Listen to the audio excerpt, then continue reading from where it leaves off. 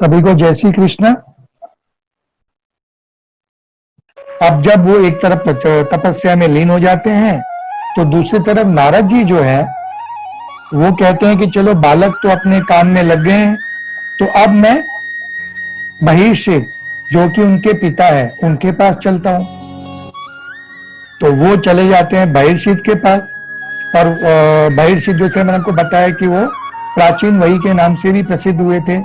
तो वहां जाकर के वो देखते हैं कि बहिर्षित जो है वो राज्य के कामों में लगे हुए हैं और वो नित्य जो अपने यज्ञ वगैरह करवाते हैं, भगवान की अर्चना करते हैं और बाकी अपनी जो प्रजा के पालन पोषण के लिए उनको जो नित्य कर्म करने होते हैं उसमें वो लगे हुए रहते हैं। तो वो नारद जी उनके पास जाकर के कहते हैं कि बहिर्षि तुम ये जो पूरे दिन ये सब कामों में लगे हुए हो तो क्या तुम इसे ही कल्याणकारी समझ रहे हो? तुम अपने मोह को ज्ञान और वैराग्य रूपी तलवार से काट करके अपने आप को भगवान की भक्ति में क्यों नहीं लगा रहे हो? तब बहिर्षित कहते हैं कि नारद जी मैं तो मूढ़ हूं, मुझे मेरा जो ज्ञान है वो सीमित है, तो मुझे नहीं पता है कि मोक्ष का मार्ग क्या है और इसके बारे में मुझे कोई ज्ञान नहीं है। मैं तो सिर्फ यज्ञ, हवन, पूजन, पशु बलिदान और स्वर्ग को ही सब कुछ समझता रहा हूं।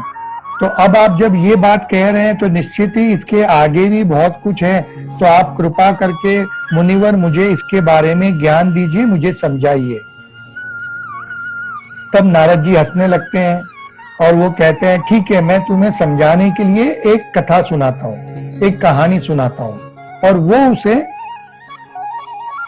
पुरंजन की कहानी सुनाते हैं जो मैं आपको सुनाता हूं कि पुरंजन जो है वो एक बहुत अच्छे राजा होते हैं, वो भी भगवान में आसक्ति रखने वाले होते हैं और उनका एक मित्र होता है अविज्ञा। तो वो भगवान की भक्ति करते हुए अपनी प्रजा का लोक कल्याण की जो कर्म होते हैं वो सब करते हुए अच्छे से राज्य कर रहे होते हैं। अब एक बार वो उनका मन उब जाता है और वो अविज्ञा जो उनका मित्र होता है उनसे कहते हैं कि मित्र मैं थोड़ा भ्रमण करके आता हूं। तो अविज्ञा कहता है ठीक है, तुम यहीं पे आ जाना, बहुत दूर मत चले जाना। और जो राजा होते हैं पुरंजन, वो घूमते घूमते अलग अलग नगरिया, अलग अलग देश वगैरह देखते हुए सब जगह घूम रहे होते हैं, पर उनको कहीं पे भी किसी भी नगरी में उनको संतोष नहीं होता, उनको मजा नहीं आता है। और वो इस तरह से भ्रमण करते करते 84 लाख 84,000 लाख अलग अलग नगर पूरी सब देख लेते हैं, तो उनको कहीं पे भी संतोष या उनको जो सब शांति नहीं मिलती। तब एक बार घूमते घूमते वो एक नगर के द्वार पर पहुंचते हैं। अब ये जो नगर होता है वो बहुत ही सुंदर होता है, बाहर से बहुत ही खूबसूरत दिख रहा होता है और उसमें 9 द्वार होते हैं। तो वो जो अपने पुरंजन जी है वो एक एक द्वार को पार करते हुए वो 9 द्वार पूरे पार कर लेते हैं। और जब वो अंदर नगर में पहुंचते हैं तो वहां पे वो क्या देखते हैं कि वहां पे एक बहुत ही खूबसूरत कन्या, इतनी खूबसूरत कि जिसको देखकर कोई भी मोहित हो जाए, वहां खड़ी है और वो अप्सरा से भी सुंदर होती है। तो पुरंजन जो है वो उसको देखकर ही उस पर मोहित हो जाते हैं, उस पर वो आसक्त हो जाते हैं। और वो जाकर के उनसे पूछते हैं कि देवी आप कौन हो, किसकी पुत्री हो, आप यहाँ की रानी कैसे बनी और आपके पिता कौन है, आपका गोत्र कौन सा है।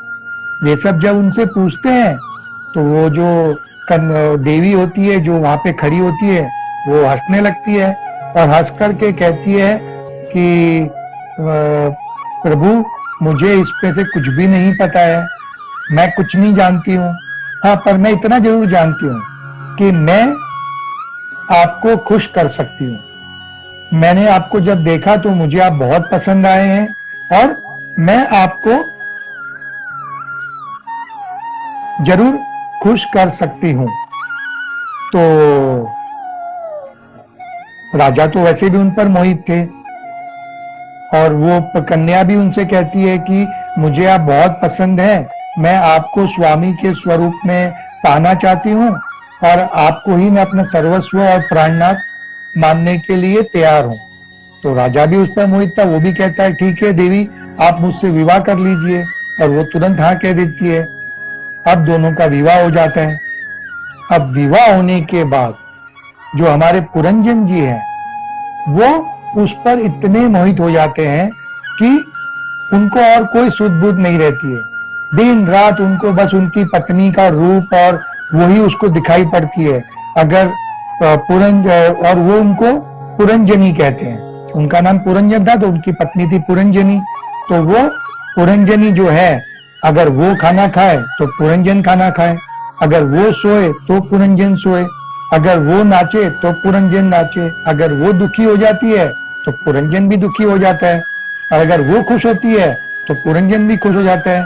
तो कहने का मतलब उनको पूरी जो उनकी दुनिया है वो पुरंजनी में ही आकर बस जाती है, और वो इतने आसक्त हो जाते हैं कि वो दिन भर जैसे छाया शरीर के पीछे पीछे चलती है, और उसी तरह से हमारे जो पुरंजन है वो भी उसके पीछे पीछे चलते रहते हैं। और जिस तरह से कुत्ता पूंछ हिलाते हुए अपने स्वामी के पीछे और उसकी आज्ञा का पालन करते हुए रहता है, उसी तरह हमारे पुरंजन जी जो है वो भी एक कुत्ते के समान पूंछ हिलाते हुए जैसा पुरंजनी कहे वैसा ही वो करते रहते हैं। अब इस तरह से कई साल बीत जाते हैं और उनको समझ में ही नहीं आता, क्योंकि वो तो अपने भोग विलास और विषय में ही लगे हुए हैं। तो धीरे धीरे उनकी आयु होती है। इस काल में उनके 1100 यानी 1100 पुत्र उत्पन्न होते हैं और 110 पुत्रियां होती है। और फिर उनकी शादियां होती है और उनकी जो पूरी जो उनकी फैमिली है वो बढ़ती जाती है। अब जैसे जैसे उनकी उम्र होने लगती है तो उनको चिंताएं भी घेरने लगती है राजा को, पुरंजन को, और फिर वो इसी सब आसक्तियों में रहते हैं कि भी मेरे पुत्र, मेरे पौत्र, महल, खजाना, मेरे दासी वगैरह, ये सब के विचारों में उनका मन लगा रहता है। और सबसे बड़ा उनका जो विषय जो लोभ होता है वो तो उनकी पत्नी होती है। अब ये सब होते हुए उनका जीवन बुढ़ापे की तरफ चलता है, और कब उनकी जवानी को बुढ़ापा चुरा ले जाता है उनको पता ही नहीं चलता है। अब एक दिन चंडवेक नामक एक जो गंधर्व होते हैं वो पुरंजन की पुरी पर आक्रमण कर देते हैं, और वो आक्रमण करते तो उनके साथ 360 श्वेत और काले सैनिक होते हैं। और जो अपने जो पुरंजन है उनका जो राज्य होता है उसमें 5 फनों वाला एक नाग होता है, और बाकी 10 सैनिक और एक सेनापति होते हैं। अब ये सभी जब उन पर आक्रमण होते हैं तो ये सब उनसे लड़ने लगते हैं।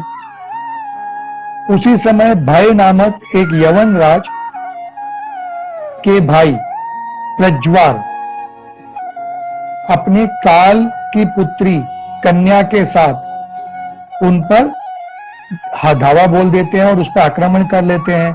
और जो प्रज्वर होता है, प्रज्वर और काल की पुत्री जो जरा होती है, वो दोनों उनके पूरे जो पूरी होती है, नगरी होती है, उसके ऊपर धावा बोल देते हैं और उधर अग्नि लगा देते हैं, और उस अग्नि में सभी कुछ जल जाता है। और फिर भाई जो है वो उन्हें बांध करके पुरंजन को लेके जाने लगते हैं। जैसे ही उनको देखते हैं कि उनको लेके जा रहे हैं तो जो हमारा जो सांप होता है 5 हुड वाला, 5 फन वाला, वो भी फिर चला जाता है, और सारे सैनिक वगैरह जो है वो भी उसके साथ में चलने लगते हैं, क्योंकि वो अभी हार चुके हैं। और इस तरह से उनकी जो पराजय हो जाती है, और फिर वो अंत समय में अपनी पत्नी में ही आसक्ति रखते हुए वो मृत्यु को प्राप्त होते हैं। अब जैसे कहते हैं ना कि अंतमति सो गति, यानी अंत में, आपके जीवन के अंत में आप जिस चीज पर भी आपकी आसक्ति रहेगी, आप जिस चीज का भी विचार करोगे, वो आपको अगले जन्म में गति के स्वरूप में मिलेगा। तो अब ये तो अपनी पत्नी स्त्री देह में ही उनकी आसक्ति थी और उसी का वो विचार कर रहे थे, तो अगले जन्म में उनका जन्म भी स्त्री रूप में होता है और वो विदर्भ के राजा के यहाँ पे उनकी राजकुमारी के रूप में उनका जन्म होता है और वो स्त्री रूप में उनका जन्म होता है और उनका नाम विदर्भी रखा जाता है क्योंकि वो विदर्भ के यहाँ पे जन्म हुआ था उनका। तो जब वो बड़ी होती है तो फिर उनका स्वयंवर होता है और पांडु देश के जो राजा है मलय ध्वज, उनसे उनकी वापस शादी हो जाती है। उनसे उनको 7 पुत्र और 1 पुत्री भी होती है। वो बड़े होते हैं, उनकी शादी कर दी जाती है और वो राज्य करते हुए सब सुख भोगते हुए अपने पति के साथ वृद्धावस्था में पहुंचती है। अब जो मलय ध्वज थे वो भी भगवान में आसक्ति रखते थे, तो उन्होंने भी अपना राज्य अपने पुत्रों को सौंप करके वो अपने राजा और अपनी जो पत्नी थी विदर्भी उनके साथ चले जाते हैं वन में। वहां भक्ति से भगवान की पूजा वगैरह करते हुए, ध्यान करते हुए धीरे धीरे उनकी आयु हो जाती है और फिर उनकी भी मृत्यु हो जाती है। अब जब विदर्भी देखती है कि मेरे जो पति है वो तो मृत हो गए हैं, तो वो उनकी चिता लगाती है और उस पर उनकी भूत देह को रख करके खुद भी उस पर चढ़ जाती है। और जैसे ही वो उसको आग लगाने वाली होती है तभी जो एक ब्राह्मण वहां पे प्रकट हो जाते हैं और वो उनको जोर से आवाज देते हैं कि अरे पुरंजन रुक जाओ, ये क्या कर रहे हो। तो वो जो विदर्भी होती है उसको अचरज होता है और वो रुक जाती है और उनसे पूछती है कि भाई आप कौन हो और मुझे क्यों रोक रहे हो। तब वो जो ब्राह्मण होते हैं वो उनसे कहते हैं अरे मित्र तुम ये सब क्या कर रहे हो। तो वो कहते हैं कि वो जो विदर्भी होती है वो बहुत क्रोधित होती है। वो कहती है अरे मैं एक पतिव्रता स्त्री हूँ, मेरे पति जो है वो मर गए हैं और मैं उनके साथ सती होने जा रही हूँ और तुम मुझे अपनी मित्र बता रहे हो, तुम ऐसा कैसे कर सकते हो। तब जो ये ब्राह्मण होते हैं वो उनको याद दिलाते हैं कि अरे पुरंजन तुम कोई विदर्भी या कन्या नहीं हो, तुम मेरे मित्र हो और मैं तुम्हारा मित्र अविज्ञात हूँ। तुम मुझसे कह करके निकले थे कि मैं भ्रमण करके आता हूँ और अब तक तुम नहीं आए, इसलिए मैं ढूंढते हुए तुम्हें यहाँ चला आया और मैं देख रहा हूँ कि तुम तो अपने सती होने जा रहे हो, पर तुम कोई स्त्री नहीं हो, तुम मेरे मित्र पुरंजन हो और ये सब माया है। तुम गए जन्म में पुरंजन थे, मेरे मित्र थे और फिर सब उसको तरह तरह से उनको जब याद दिलाते हैं तो उसको याद आ जाता है और वो समझ जाते हैं और फिर वो उस अपने मित्र के साथ वो वहां से चले जाते हैं। अब ये इतनी कहानी खत्म कर करके नारद जी भैरवसेठ की तरफ देखते हैं जो बहुत ध्यान से पूरी कहानी सुन रहा होता है।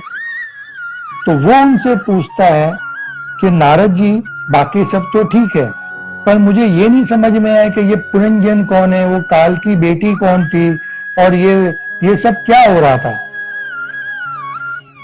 तो जो नारद जी होते हैं वो हंस करके उनसे कहते हैं कि ये जो पुरंजन है वो हम सब है, में ये जो मनुष्य होते हैं, वो जो जीव है, संसारी जीव जो होता है वही पुरंजन है, जो हम सब हैं। और जो वो रानी जिस पर वो मोहित हो गए थे वो है बुद्धि। और फिर जो उनके सैनिक थे वो कौन थे, तो 5 तो कर्मेंद्रिय है और 5 ज्ञानेंद्रिय है और जो हमारे मन है वो हमारे सेनापति है, तो वही उसकी रक्षा कर रहे थे। और ये जो पूरी है वो है हमारा शरीर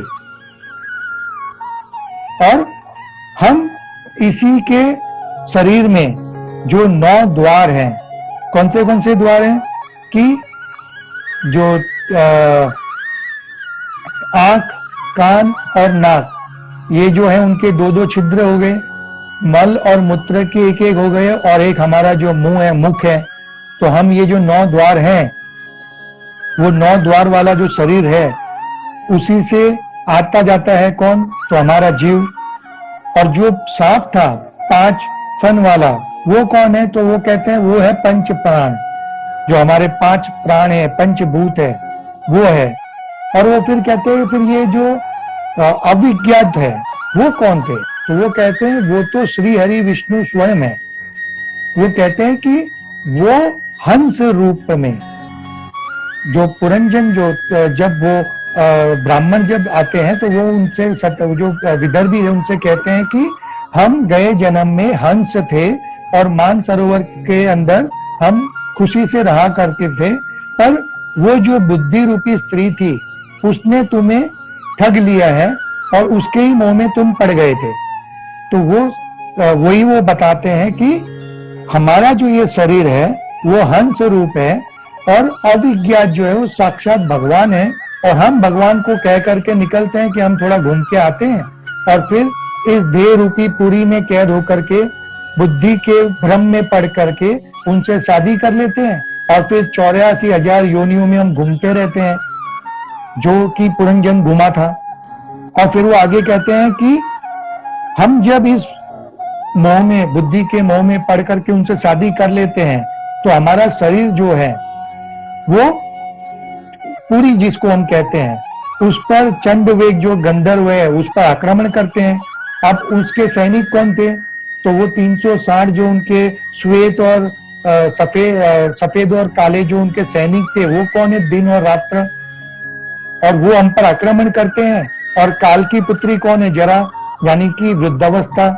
जब वो हम पे आती है और जो ज्वार होता है, जब हम बूढ़े हो जाते हैं, हमको बीमारी लग जाती है और हमको जब बुखार आता है तो वो क्या है? ज्वार है।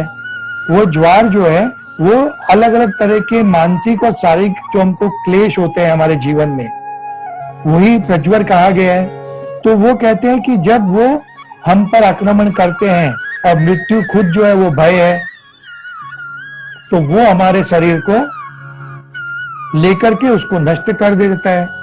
तो इस तरह से नारद जी कहते हैं कि तुम जो है वो इस पुरंजन की तरह बुद्धि के वश में रह करके अपने जीवन को निरर्थक मत करो, पर तुम जो हंस रूपी, जो अविज्ञात, जो साक्षात भगवान है, उनमें अपनी आसक्ति लगाओ।